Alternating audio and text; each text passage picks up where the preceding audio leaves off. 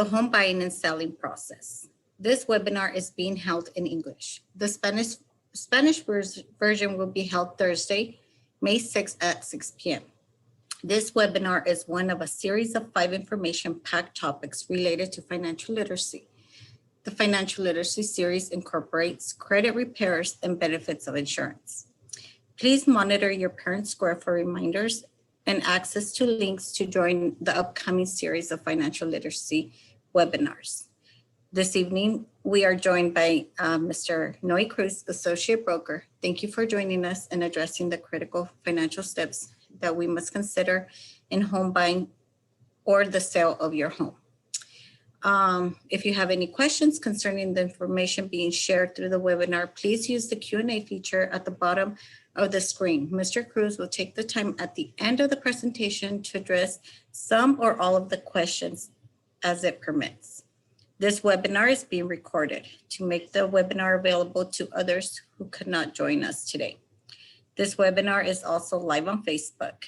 The recording of this webinar will be available via the MUSD website at www.maderak12.ca.us within 48 hours. Enjoy the webinar, and it is my pleasure to introduce to you Mr. Noe Cruz. Hello, everyone. Good evening, and welcome to the buying and selling process of real estate. Happy to be here. My name is Noe Cruz, and I've been a real estate broker for the last 10 years in real estate, buying, selling, residential, commercial, farmland, ag, business opportunities, you name it, we do it all. So here today, I'm going to spend a little bit of time in sharing with you the process of buying. It is a seller's market right now. Homes are selling like hotcakes really, really fast. So I'm going to focus a little bit more on the buyer end, as the seller's end is not as complicated, yet there is information that you need to keep in mind when you're thinking about selling your home during this market. In the last couple of weeks, we've talked a little bit about what financial literacy means, and that it basically, being able to plan ahead for your future. And a couple of things that we've already covered has been, actually one of the things has been how to obtain financing. The first was the budgeting. Now financing was last week. Today, our focus is helping you understand the buying process. And so without further ado, I'm going to get started with my presentation. So let me share with you my presentation. Okay, so here we go. The home buying process. I'm with the Allstate Homes real estate here in Fresno, but today I'm just going to focus on sharing with you why it's so important for you to consider buying a home. When you buy a home, there's a lot of benefits. There's great things that could happen with home ownership. It's one of the biggest investments that you're going to make in your life. So some quick facts about what home ownership advantages are and disadvantages. One of the first things that you need to keep in mind when buying a home is how are you going to get to that point? And that is through planning. That is through budgeting. That is through savings. So this is a long process. It's not just one of those things that you say, okay, I'm going to buy a home and I'll be ready next year. There's a big process. There's a big checklist that you have to keep in mind, and certain things that you have to address as you're moving forward in the home buying process. Once you have taken a few steps, a lot of the people that are wanting to buy usually end up going to a realtor to start the buying process, when in reality, the first person that you need to go to is a mortgage loan officer. So that is the first individual that they should be contacting, not the real estate agent, because the real estate agent is only going to help you find the home, negotiate the offer, do all the paperwork, and get you the closing. But before you can do that, you got to have a mortgage loan. You got to have the financing that you need to be able to make the home purchase, and you need to find out how much would you be able to buy. There are many, many different programs out there. So when you meet with a mortgage loan officer, you can inquire about these first-time home buyer programs or the different loan options that are available depending on the need that you have. For every person, there is a loan out there. If you have the means, if you have the resources, somebody's going to be willing to give you a loan. It may not be the best product and it may not be cheap, but you are able to buy. However, being a first time home buyer, you want to get the best product, the best rate, and the least costly loan that you can get. Home ownership is the American dream. That's what a lot of people want to achieve in their lives. When you go to school, you go to college, you grow up, you have your family, very first thing you want to do is buy a home. It's a big decision to make because when you start planning to buy a home, it means that you have to budget. It means that you have to plan accordingly so that you can save up a little bit of money every month so that you can have the down payment that you need to make your home purchase. There's a lot of emotional implications that are involved through that process, as everybody in the family needs to contribute, needs to give their 2 cents, I would say, in making sure that when that opportunity to buy the home is there, you are meeting all of your family's needs.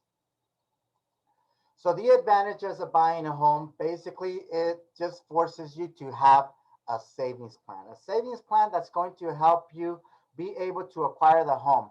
Once you acquire the home, you're going to be able to see your investment grow. As the years go by, your home's value tends to increase. It's not guaranteed. However, for the most part, it will eventually give you equity where you're going to have, I'm going to call it a little savings in your house. And that is called equity. Let's say that you buy a house today for 300,000. In 2 3 years, it could go up to 350. Now you have $50,000 worth in equity saved in your house that you can utilize, and you can take money out and utilize it for whatever expenses you have, or you can take that money out to buy another home or just move on to a different home. Okay. Usually it's a very long term investment.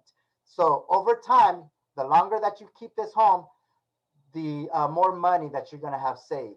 For those of you that are renting right now, that means that instead of you paying your landlord's mortgage and your landlord's house, it's going to be your own house.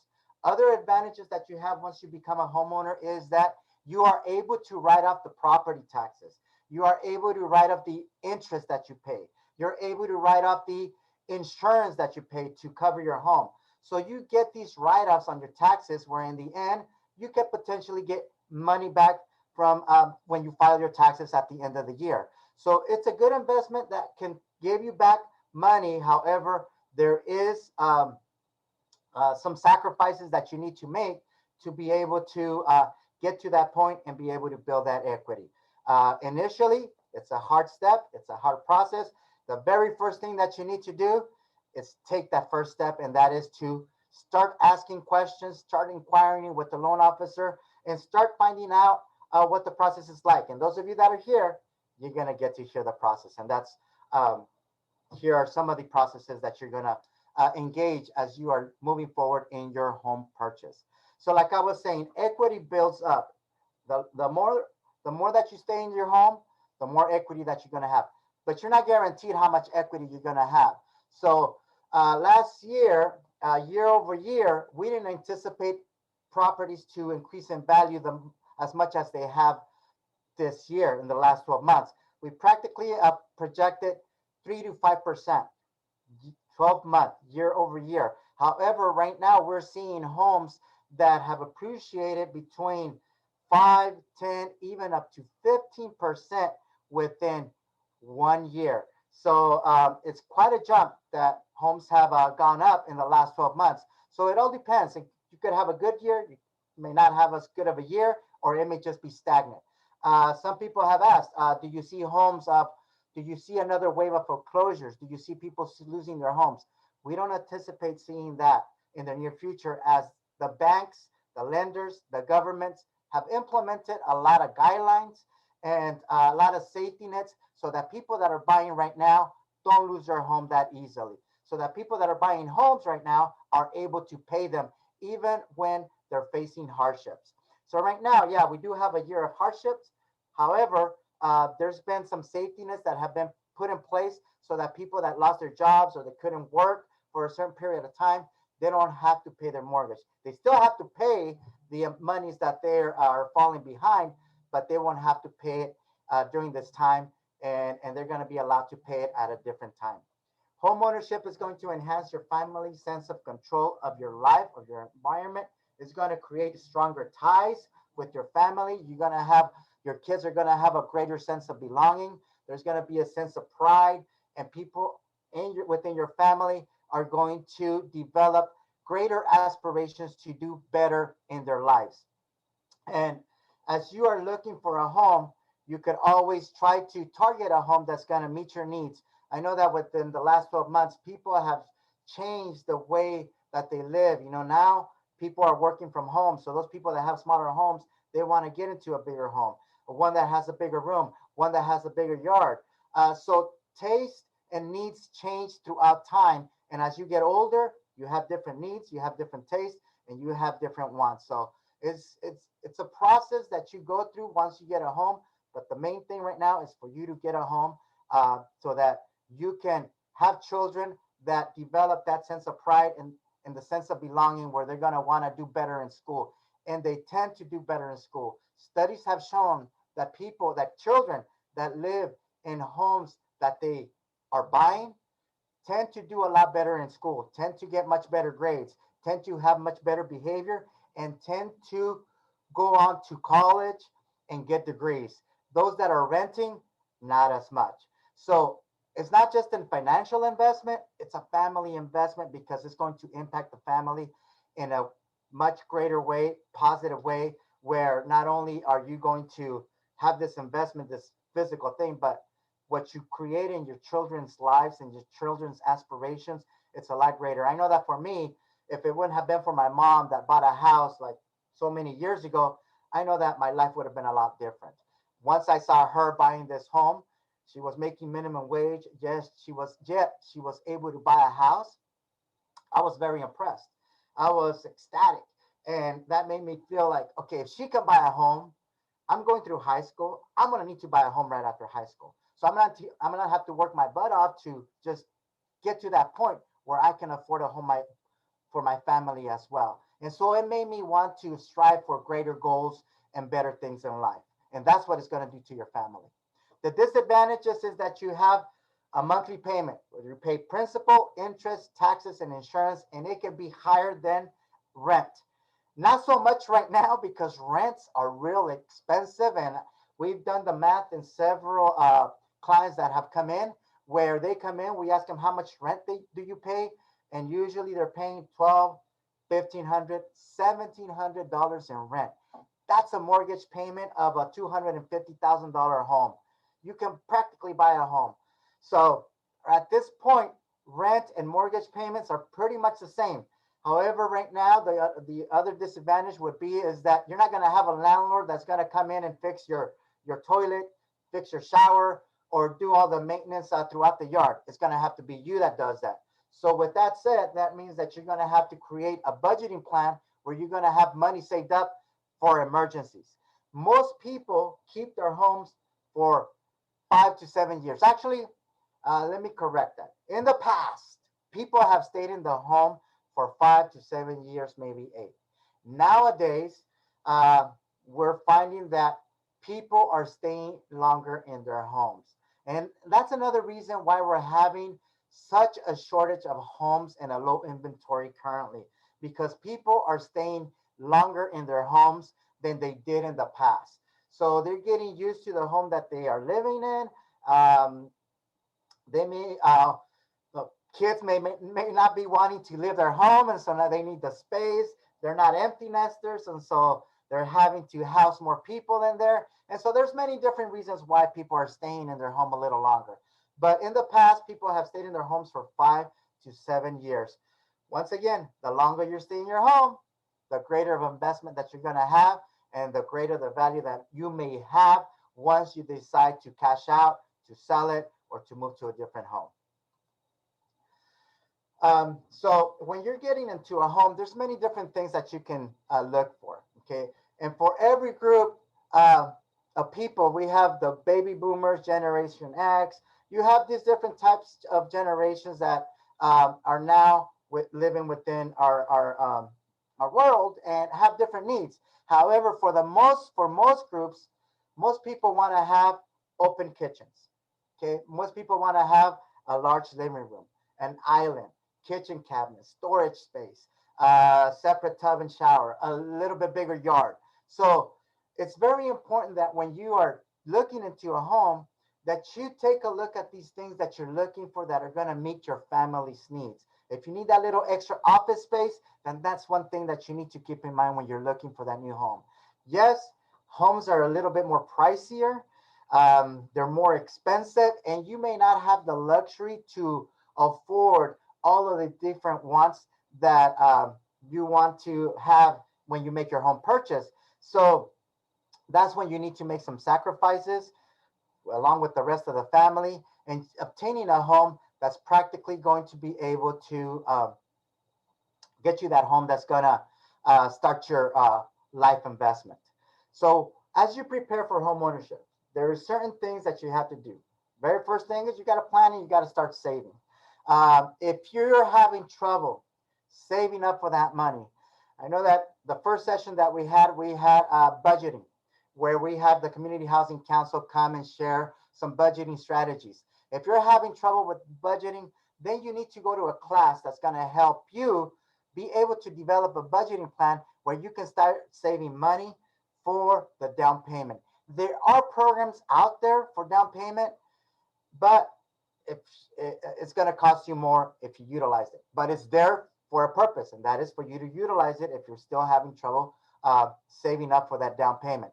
So having that budgeting plan is very important because once you acquire the home, you're going to need to continue to have that budgeting plan to be able to sustain, maintain the home, and be able to pay the bills and emergency incidents that happen as you are living in that home. Because now this home is going to be yours and you're going to be responsible for taking care of all the repairs. And if you have an AC that breaks all of a sudden, ACs are not cheap, 5, 7, 8,000. You need to have that emergency fund available for you to be able to afford making that repair. Uh, Possible obstacles that you're going to face right now is that homes are real expensive, very expensive. But that's not to say that you can't find one that you can't afford. There's still properties out there that you can purchase that may not be as expensive. Uh, you can other alternatives that are out there are family detached houses like a condo, a manufactured home. The older homes are still good. They still provide you shelter. They may not be as new as the ones that you want to move into, but um, it's something that gets you started, that gets your foot in the door in your investment that you want to create and that you want to have for yourself, for your family, and for your kids. Generally, people can afford a house that is 2.5 times what you make a year. So if you're making 60,000 a year, then that means that you can afford an income. Uh, a house that's going to be about, uh, I would say, 60,000, 120, 150. Okay, so here, 150,000. However, because interest rates are so low, you're able to qualify for a lot more. The 2.5 times gross annual income was when the interest rates were in the four, in the fives. That's what it was. Right now, with interest rates being in the low threes, you can qualify for a lot more homes. So if you're making $60,000 right now a year, you could practically qualify for a house that's maybe 200, 220,000. And the only way that you're going to be able to find that out is when you meet with the mortgage loan officer. Okay. Your credit score plays a big part in your home purchase. So your credit is one of the biggest things that loan officers take a look at. Okay. So the very first thing that you got to start doing is pay off all that debt that you have. Okay, I'm sorry. Let me take that back. Pay off as much debt as you can.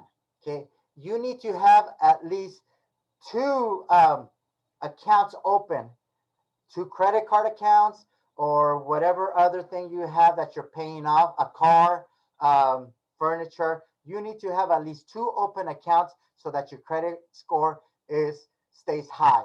If you pay off, if you have paid off everything, then you're not going to have a really good credit score. Okay, so don't pay everything off. Have a little bit of debt. The banks want you to have a little bit of debt because they want to see that you can pay on time and that you can consistently pay on time. Um, so start working on that. One thing that you can do with your credit cards is do not go over above 30% of your credit limit.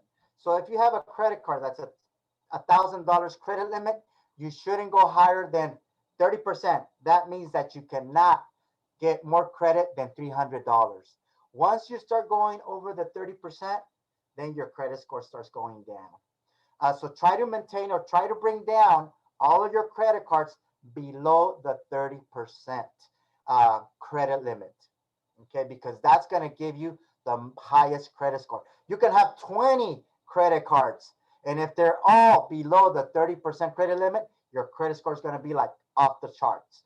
But if you have 2 credit cards and they're like at 50, 75% credit limit, your credit score is not going to be very good. And if you're like maxed out, your credit is going to be really bad. So do not max out those credit cards. If you want to find out and get an idea what your credit score is like, you can go on Equifax.com and you can get a credit report, or you can use Credit Karma. Credit Karma gives you 2 credit scores.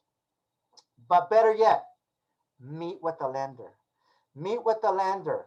Have them run your credit, because when they run your credit, they do what they call a hard pull. So they're going to get credit scores from Equifax, TransUnion, and then the other one that I can't remember right now. So they're going to get the 3 credit scores. That's a hard pull, because Credit Karma is just going to give you 2, Equifax is just 1. And when lenders are looking at your credit score to determine your credit worthiness and how much you can buy, they're taking a look at the 3, and they take the middle one as your credit score. So you can have a credit score of 640, 690, and 720. The lender's going to look at 690 as being your credit score. Okay. And the higher the credit score that you have, the lower the interest rate that you're going to have. And nowadays, the less closing costs that you're going to pay. In the past, last year, during the pandemic, I mean, we're still in that pandemic, but when it first started, it got really bad for people that didn't have a credit score above 680. You know, before, you know, you would just pay 2.5 to 3% closing costs, which is what it costs to pay the loan. But once we got into the, you know, the really hardcore of the pandemic, not only were they having to pay 2.5%, if they wanted to get the 3% interest rate, the 2.75 interest rate, they needed to pay $5,000 more, up to $8,000 more, if they didn't have the credit score of 680 or higher.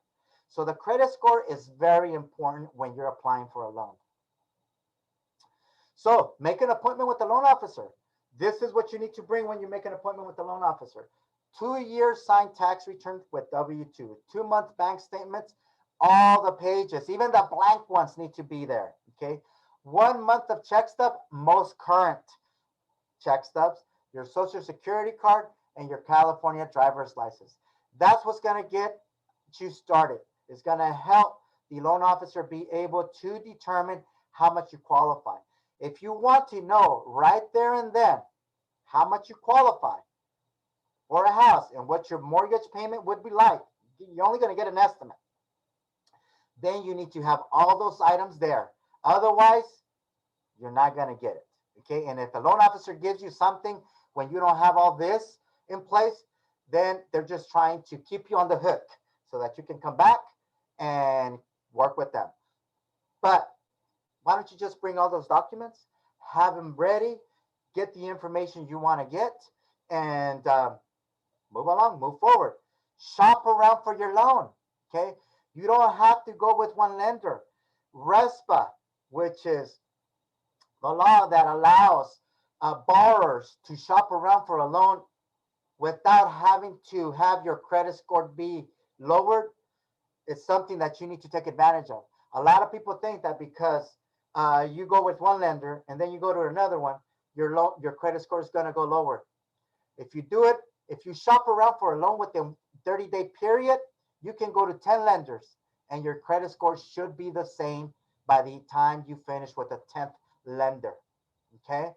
Now, if you're shopping for a car, for jewelry, for furniture at the same time, then of course it's going to impact your credit score and it's going to go down because the more inquiries you have that are other than a mortgage loan, the lower your credit score that is going to go.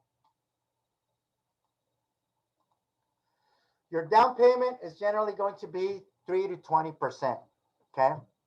Most conventional loans are 3 to 20% of the purchase price. Okay. They used to be just 20%. Now they're 3 to 20%. There are ways for you to get even a lower down payment. When you get an FHA loan, there are programs for first-time home buyers. FHA doesn't stand for first-time home buyer acquirer. Doesn't stand for that. It stands for the Federal Housing Administration, which is a government agency that secures loans and that tells the lender, you let this guy borrow the money, I will be the backup. I will respond for that loan. If they don't pay, I'll pay you. And so there are these programs here that help you be able to get up to 0 down payment. That means you can buy a $300,000 home without paying any down payment. Okay. However, yes, interest rates are going to be a little higher. Your credit score needs to be immaculate, needs to be good for you to qualify for these loans. So the FHA agency is going to secure these loans. Other agencies that provide loans are local housing agencies, lenders that provide first-time home buyer programs. Also, there's also programs right now. We actually have these, there's other lenders have programs as well where they can even pay for closing costs for you. So I've known of some of my clients where they have purchased a $300,000 home and they only came in with $3,000. And that was just fees that they had to pay in escrow. Not so much a down payment, not so much lender fees or loan fees, but just other fees that are involved in the home purchase. So it's not just the down payment that you have to be thinking about. It's also closing costs. And here's the closing cost. Closing cost is 2.5% to 3% of the purchase price. I remember when I first bought my first home, I only thought there was a down payment. So we're going to escrow. We go to escrow. Luckily, my father-in-law was there, and we're there to sign, to turn in our down payment, sign loan docs, and everything. Okay, do you guys have the closing cost? Well, what's the closing cost? That's another $6,000. Like, what? You got to be kidding me. And yeah, I was short $6,000. Luckily, my father-in-law was there, and he said, you know what? Can I pay that money for them? And of course, like, yeah, we want your money. And so they took his money, and we were able to get that home. But there's down payment and there's closing costs. Okay, so the right of ownership passes from seller to buyer at closing when everything is done. Closing cost is the monies you spend to get the loan, the monies you spend in escrow. Escrow is the neutral entity and party that makes sure that everybody does their job and meets all the conditions and terms and conditions that are in the contract.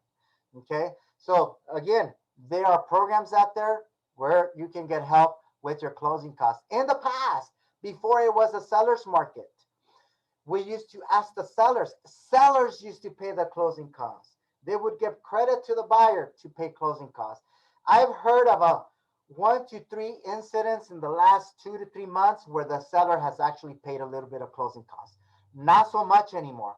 If anything, sellers are not accepting offers where the buyers are requesting for closing costs. Like, put that offer aside. I don't even want to look at it. That's what they're doing because there's just too many buyers out there. There's just too many offers. And so they don't need to entertain an idea of them losing more money on their sale.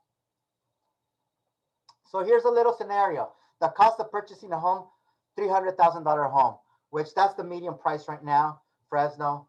There could be give or take a few thousand. Traditional FHA loan. This is a first-time home buyer loan, okay? FHA is going to give you the lowest rate, the lowest interest rate always. However, you do have to pay what they call mortgage insurance, which is the insurance that FHA needs to have just in case you don't pay the loan. They're going to pay it for you, but you're going to foreclose and you're going to lose the house. Okay, so PMI mortgage insurance is usually like about 0.89% of 100,000. So 100,000 would be $89. 200,000 would be like $86 or $88 that you would pay. So you know the more you pay on a home, the more mortgage insurance that you're going to have to pay. And before you could eliminate that mortgage insurance after 5 years or after you have paid 20% of the value of the home. Nowadays, it's for the life of the loan. So FHA is a good loan to get a good interest rate. And if it's your first home, and if you need additional assistance, it's there for you. So the down payment on an FHA loan, traditional loan, is 3.5%.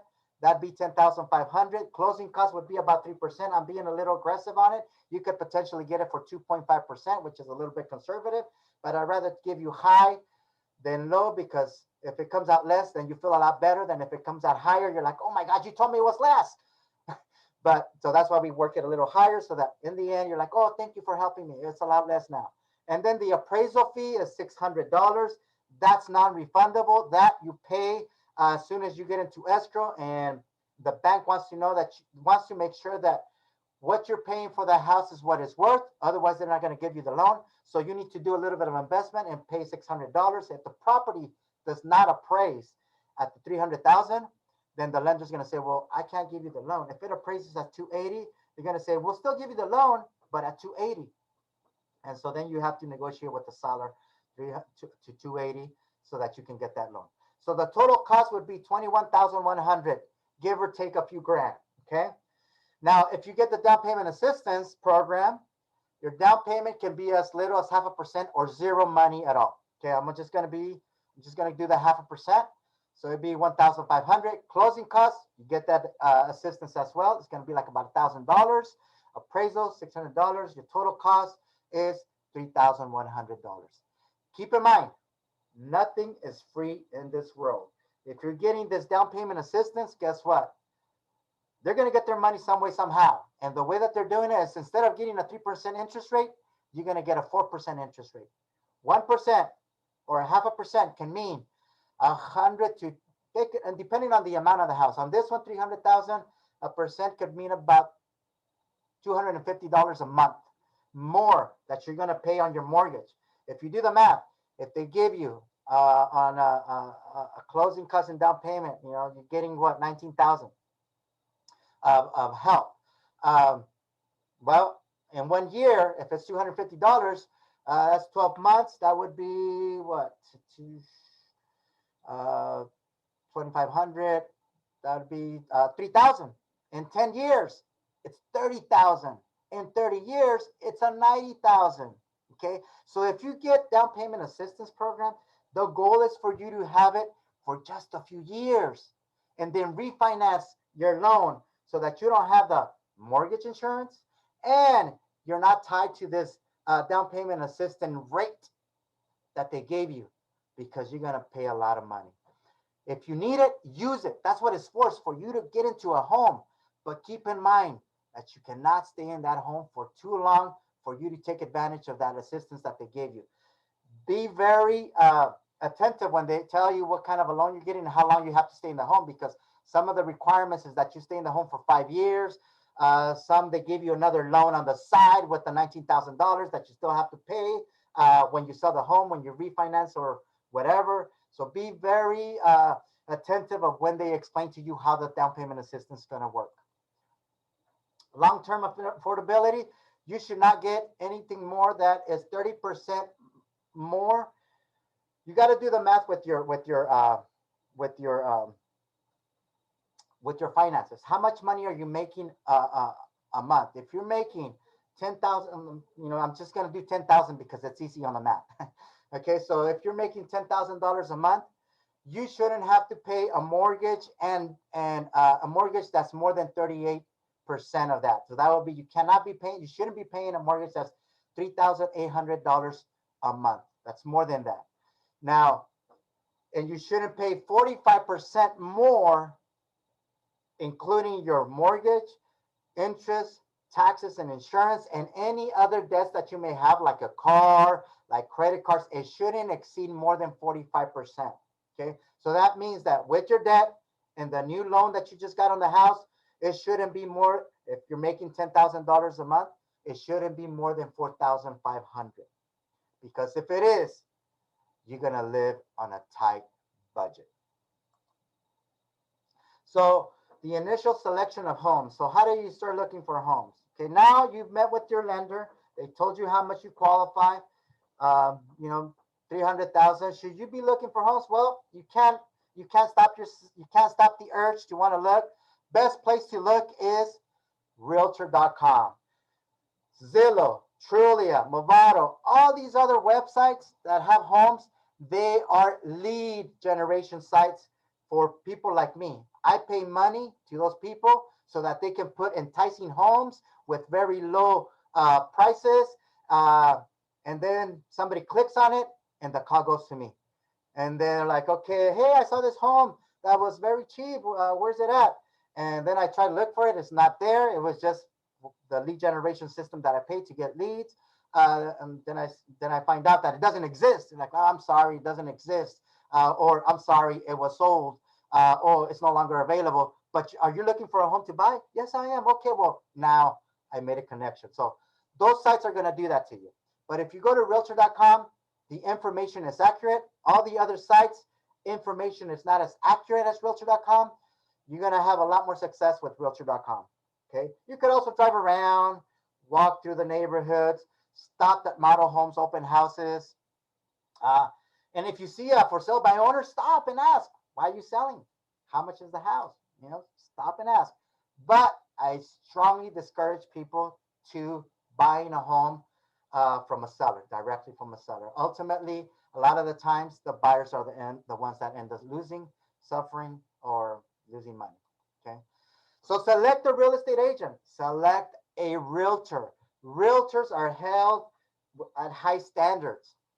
They go through a process of getting licensed, of becoming members, and they have to go to training, and they have to exercise ethical services.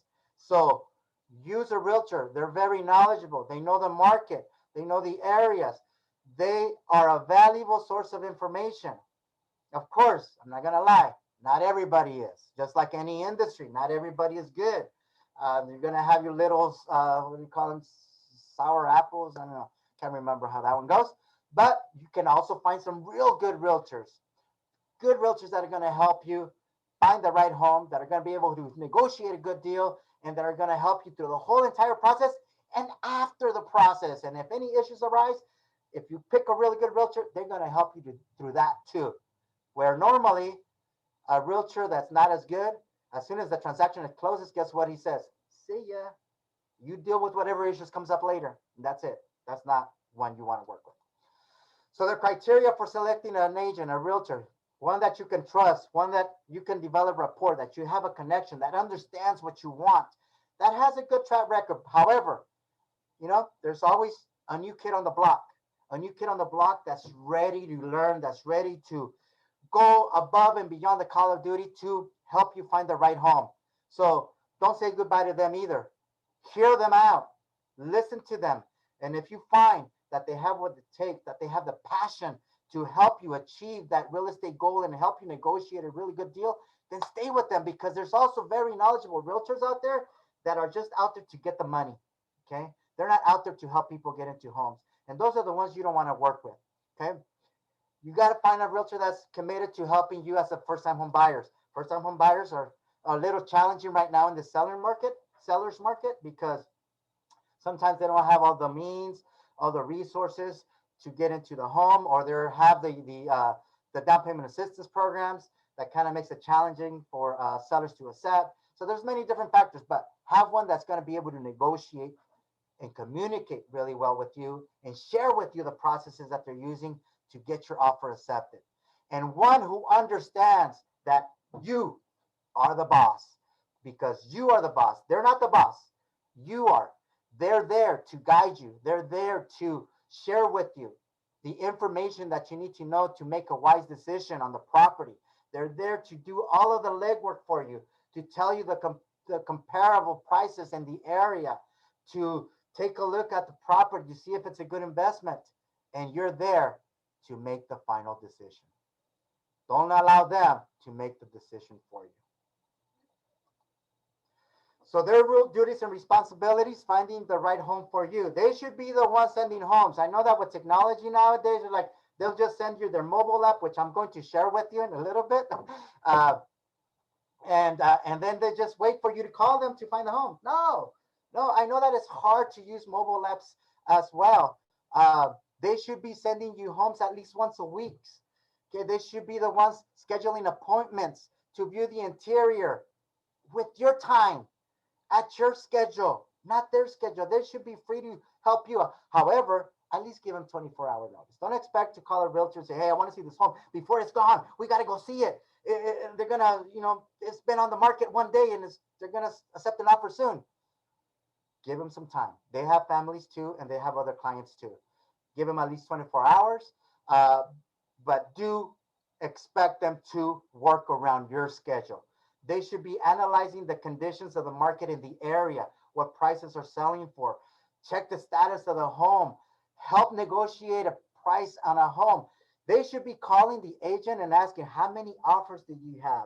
Are any of the offers above listed price? The other agents shouldn't share with the buyer's agent what the prices are. But if you have a really good realtor, they're gonna get as much information as possible from the listing agent to help you write up a competitive offer. They're going to help you set up appointments for inspections and communicate and coordinate with the loan officer, with the escrow officer, all that goes on during the transaction. And then they'll be the ones giving you the keys and celebrate with you. Okay.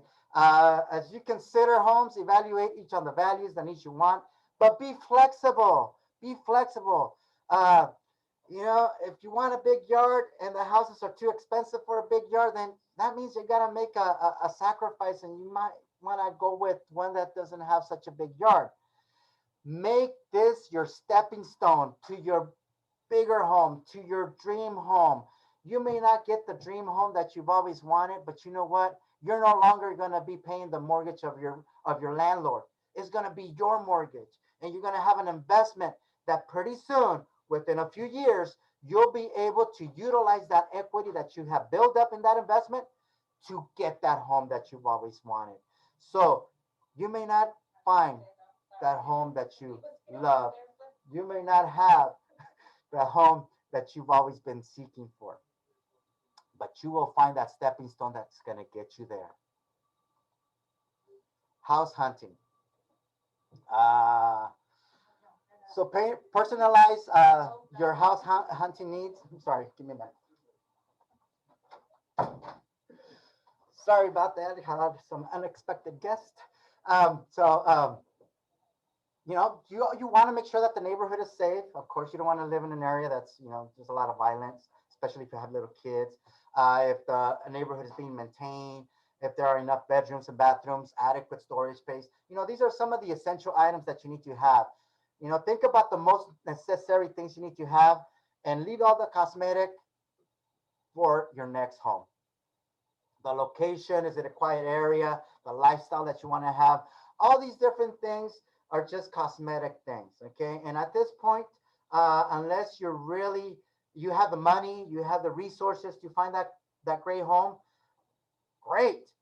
Have this checklist, customize a checklist that's going to help you find that dream home that you want.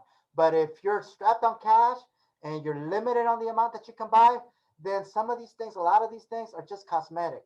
Best thing is just find a home that has the 3 bedrooms, a 2 bath, little bit of yard, it has a kitchen, and make that your stepping stone. Okay.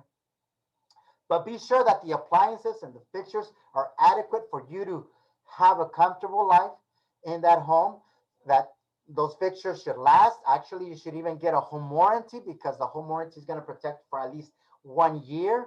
And if anything breaks, that's electrical, that's plumbing, and any appliances is going to get covered. Okay, so I encourage you to purchase a home warranty. Okay, some of the financing, shop for a mortgage loan. Okay, get pre-qualified. Okay, this is the first step. You're gonna go get financing. You're gonna shop around. You're gonna try to get the best rate, the lowest closing cost.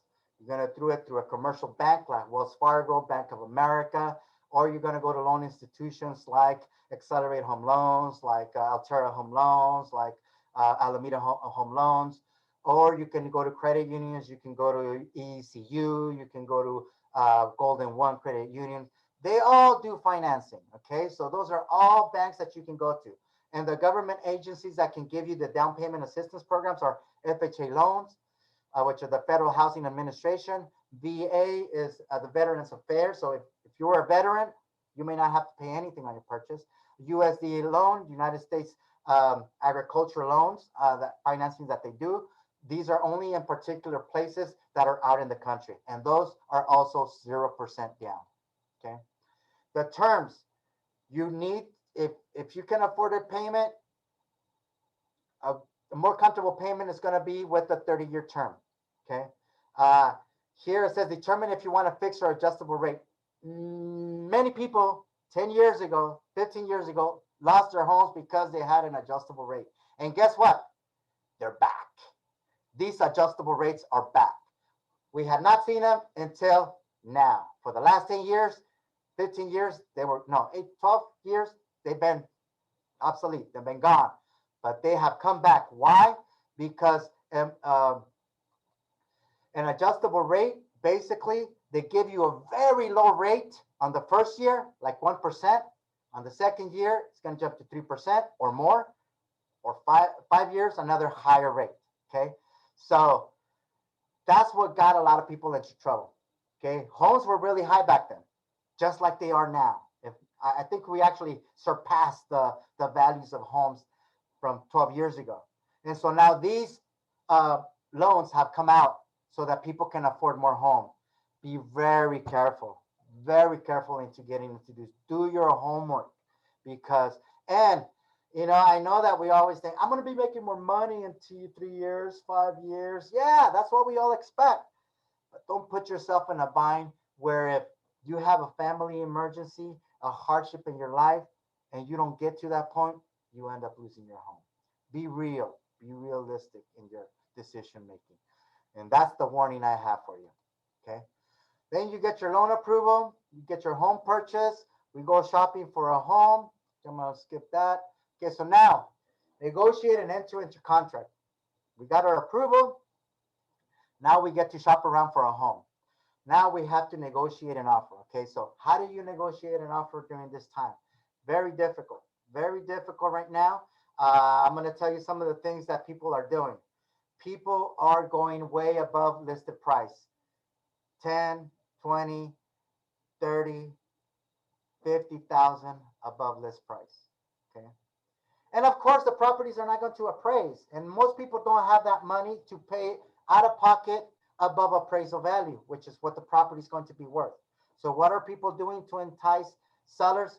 Okay, so if I made an offer for $350,000 on this $300,000 home. And so now I know that other people are making offers just like me, but I'm going to throw this in. I'm going to say, I'm willing to pay $5,000, $10,000, $15,000, $20,000 above appraisal value. People are doing that. I just wrote up an offer yesterday where the buyer said, I'm willing to pay $25,000 above appraisal value. The offer was for $365,000.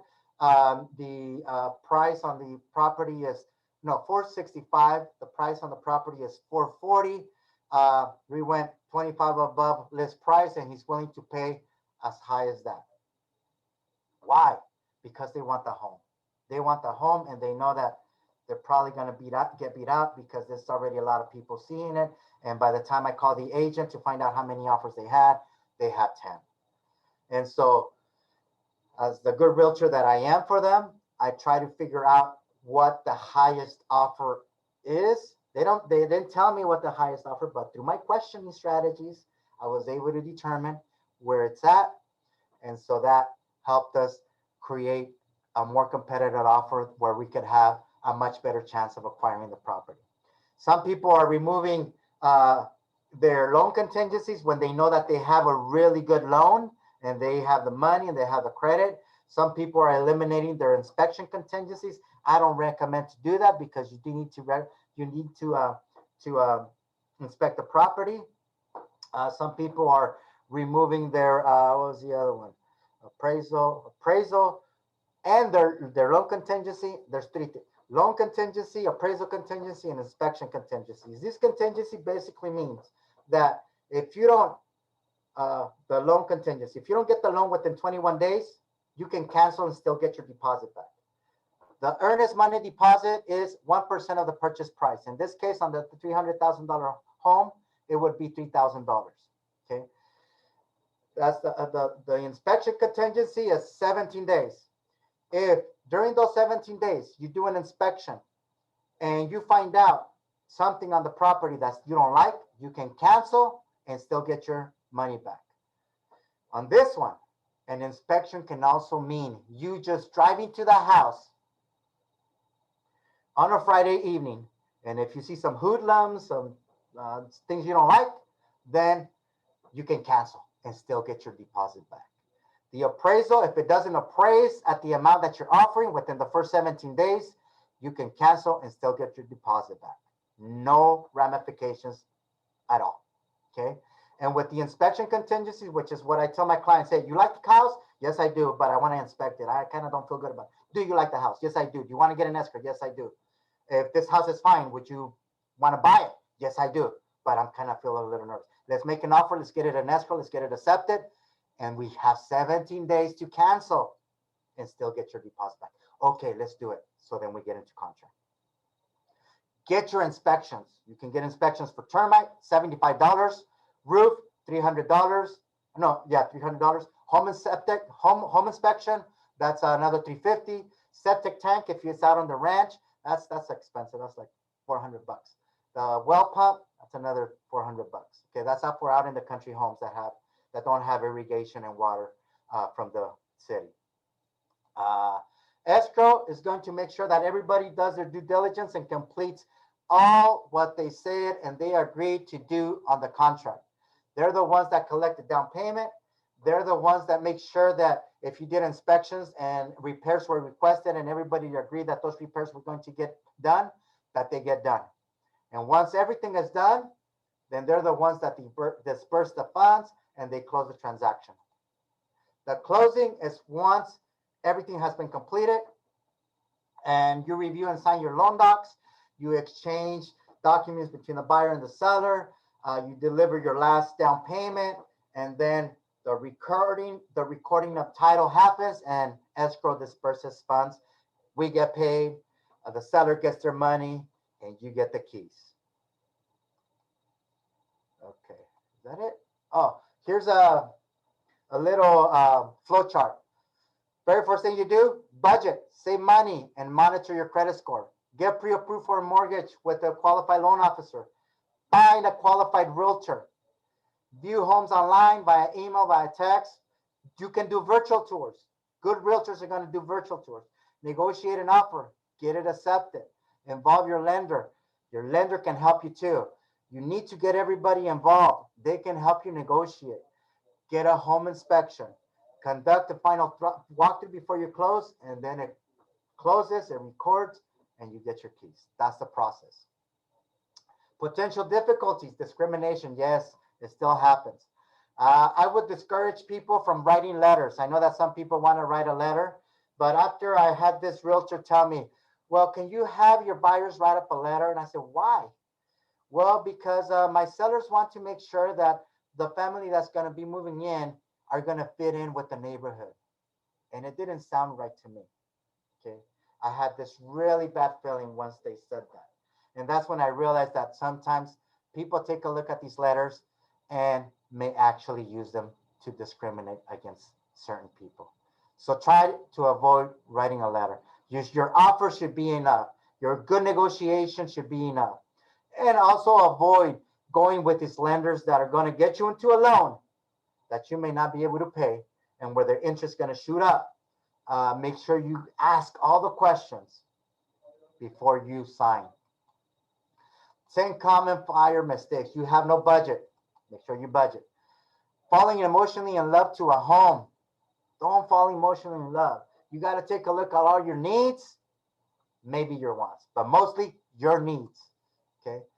Forgetting about closing costs and moving expenses. I forgot about closing costs. Don't forget about that. And don't forget about all the expenses that you're going to accrue moving all your furniture over to your new home. Plan for that as you are planning to make your home purchase. Not checking your credit reports, not monitoring it. Use Credit Karma. It's real. I have it. I mean, I have no complaints. It's been working for me. Choosing the right mortgage for an underwriter pre-approval letter. You can shop around. I can't stress this enough. Shop around for your mortgage. Get the best product, the best rate, the lowest closing cost. But I am going to tell you this. No lender is going to have accurate numbers when they're first giving you a pre-approval. It isn't until you get in contract and we submit your contract to the lender that we get a closer estimate as to what your payments are going to be. You will not get the accurate estimate until 3 days before it closes. So if you're expecting to get a final number when you're getting pre-approved, it's not going to happen. Okay. But you should have what we call underwriter pre-approval. Underwriter pre-approval. That's going to give you the best and most accurate information as possible. Not choosing a good realtor. Okay, we all have families that, I mean, there's so many realtors nowadays that I think I have a family, everybody has a family member that's a realtor. Remember, you're making an investment of thousands and thousands of dollars. If you can trust your family member to help you with that investment, good for you. But you should find a realtor that's going to go to bat for you, that's going to negotiate and do all of the legwork and all of the research for you, and is going to keep you up to date with the market and show you the homes when you want to see them. Okay. So a realtor, if they're not doing all that, you can fire them. You can fire them. But never sign a contract with a realtor that's called a buyer's exclusive right to buy. Because once you sign that contract, they have you tied down for the period of time that you sign that contract. And if you go with another realtor and they help you buy a home and you end up closing on that home, guess who pays the commission? You do, not the seller. Being influenced by the media, the market, or your friends, okay? It's still a great time to buy. Yes, homes are expensive, but it's still a great time to buy. It will always be a great time to buy. Don't let the media, the pandemic, and any situation around the world keep you from buying a home. Everybody's always going to need a home, and it's always going to be a good investment. But always buy within your budget. Don't overextend yourself. Okay. Oh, and by the way, don't listen to your family sometimes. Okay.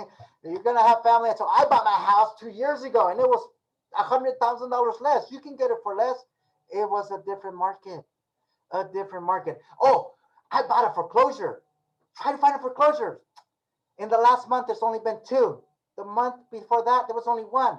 The month before that, there were nothing. And actually, people are not foreclosing because of the moratorium that came out. Not until June. Okay, we may see a few, but there aren't any foreclosures out there. Don't put all your eggs in one basket, is what I'm trying to say. Okay, keep your options open.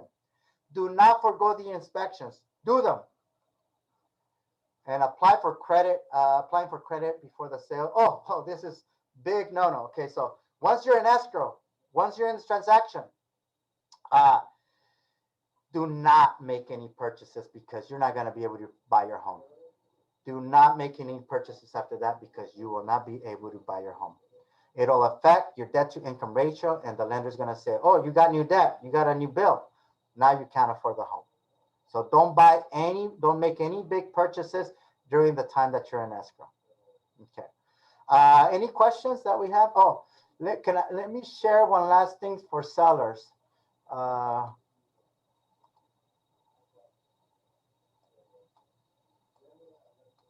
Is it on?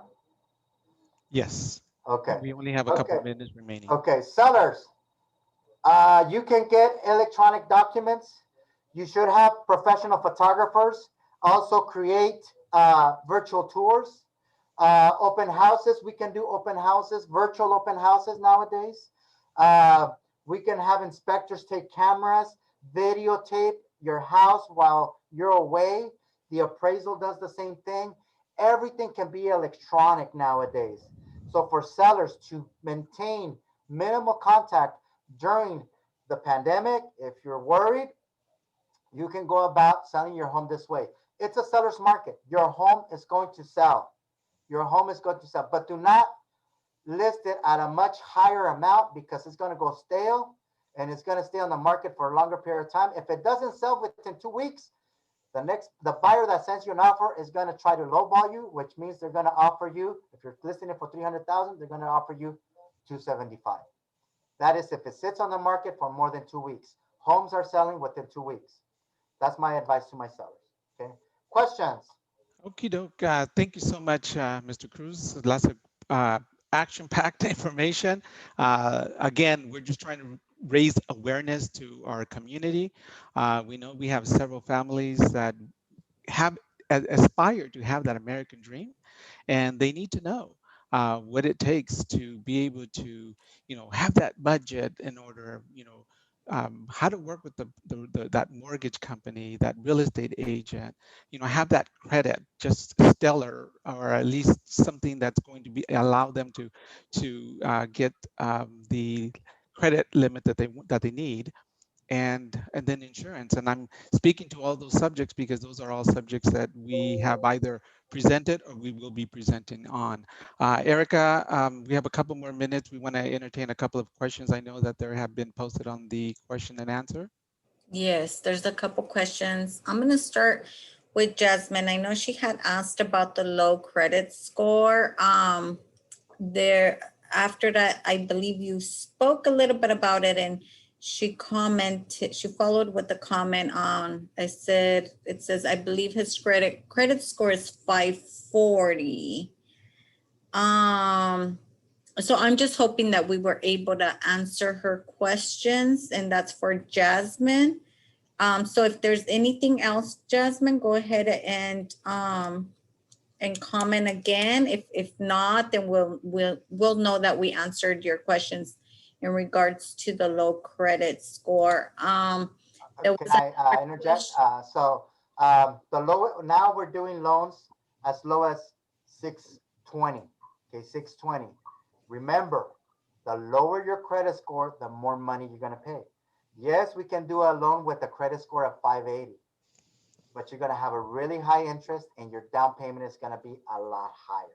We have a loan for anybody. You can have no taxes, no documentation, but you show us the money, give us 40% down, we'll give you the other 60%. We'll loan you the other 60%. So yeah, 580 is very low if you want to get a low interest, low cost loan. You need to wait till you get to like the 620, 640, preferably 680 if you want to have a really good interest and low cost loan. Okay, so someone else had asked from the 3 credit scores, which one will they use? The middle one, the middle score. One.